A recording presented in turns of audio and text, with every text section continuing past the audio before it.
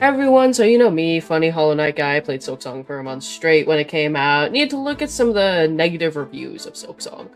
And I found one of the most insane crash outs I think I've ever seen, and I just needed to share it. So, without further ado, let's read this absolutely batshit insane review. This game is a slap in the face for everyone who loved the original Hollow Knight for the gameplay. The only reason this game is so beloved is because it has nice, pretty packaging. The art, beautiful. The music, phenomenal. The main story, actually comprehensible without having to look up an hour-long lore video.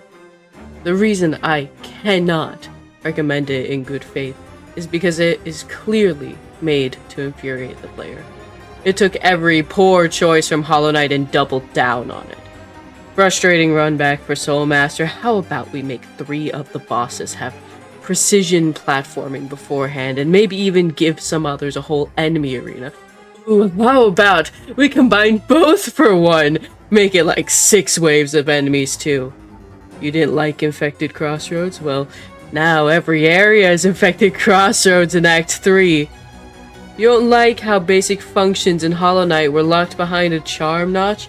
Well, let's make that worse by making this game's equivalent of strength make the player take double the already double damage, and of course, also lock compass behind a charm notch once again. You weren't a fan of geophysics in the first game because it will often fly into spikes? Well, let's make our new currency actively roll away from you. You didn't like how the beginning required a ton of currency farming only for you to end up with thousands by the end. Let's make currency extremely rare early game, while allowing the player to get 200 plus rosaries in less than 5 minutes late game. Not a fan of oblobbles and other RNG projectile bosses. Let's make that roughly a quarter of the bosses, except, like stated before, they do double damage. You hated primal aspids in Kingdom's Edge. Well, wonderful news for you, my friend. Each area now has its own primal aspid-like enemy, with double damage included, of course.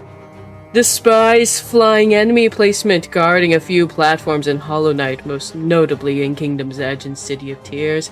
Every other platform is guarded.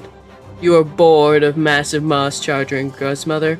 Let's have about half a dozen of those, but with double damage, maybe even ads. Looking at you, Savage Beastfly. You didn't like how much of a slog and how cramped Deep Nest is? Let's make 3+ Deep Nests. You didn't like how the invincible, fearless, sensual, mysterious, enchanting, vigorous, diligent, overwhelming, gorgeous, passionate, terrifying, beautiful, powerful Grey Prince Zote constantly faked out his attacks and could just run into you with no startup? A good chunk of the endgame bosses have this issue, while also being unreasonably fast. You didn't like how the starting and ending animations when attempting bosses took so much time, well now they're even longer, especially late game bosses. On top of them doubling down on poor choices from Hollow Knight, Team Cherry also decided to ruin some things people actually liked from the first game. You liked how you could fully customize your build in Hollow Knight. Not anymore!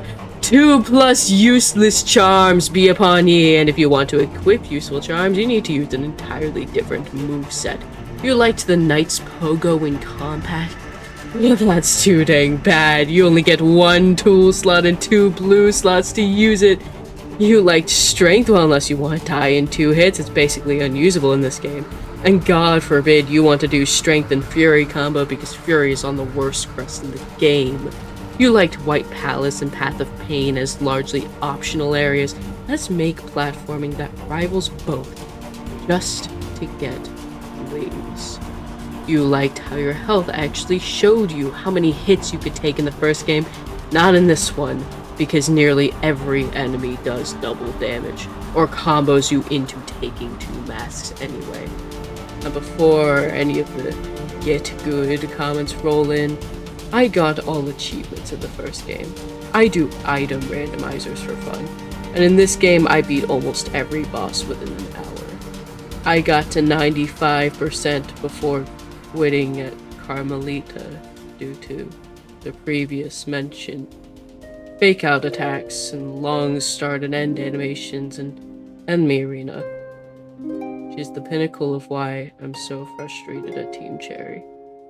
They made such a beautiful boss, such a beautiful game, only for it to all be painfully tedious to play. Wait, I also got all achievements. I also do item randomizers. I even got exactly 95% at Carmelita. Who the hell even wrote?